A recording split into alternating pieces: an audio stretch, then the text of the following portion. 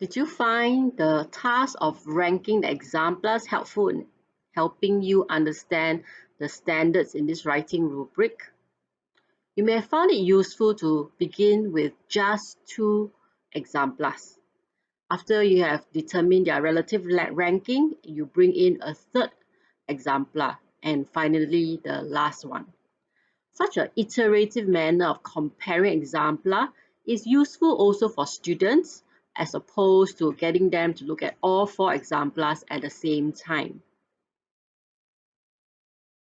So we have looked at how important feed up is at the start of the feedback cycle. Now we're going to explore more about what we can do at the feedback stage. Let me begin by sharing with you this artifact. So a school leader came to me with this student's work with teacher's comments, and the question that was posed is, what kind of feedback could have the teacher written in order to help the student? So I'm going to pose the same question to you and have you think about it.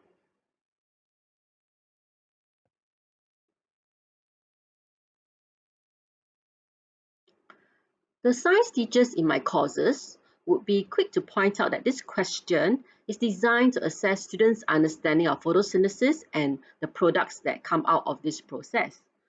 Here, the teacher's comments as written seems to point out students' confusion with the use of alcohol to remove chlorophyll or the green pigment from leaves.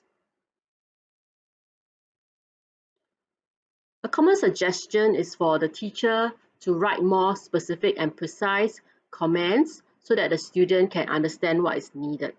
That is one perspective. I'd like to offer you another perspective, and I'd like to draw from the work of Hattie and Timperley. They argue that feedback is a powerful answer, but it's not the answer to every of our students' problem. In this case, it is clear that the student has not mastered the concept of photosynthesis. So with such inefficient learners, it is far better for the teacher to provide elaborations through reteaching and instruction rather than to give more and more feedback on poorly understood concepts. I'd like to spend some time unpacking Hattie and Timperley's levels of feedback in the seminal work that's found in the recommended reading. So they made an argument that the 3 feedback questions can be addressed at these 4 levels. And the 3 feedback questions are where students are going, where they are now, and how to get there. So the first level of feedback has to do with the self level, which is a personal evaluation about the learner. So when you offer stickers for students' work and you write comments like try harder, good job, these are comments that are directed at the self level. At the next level, it has to do with the task. So comments about whether the task is done correctly or incorrectly and what to correct.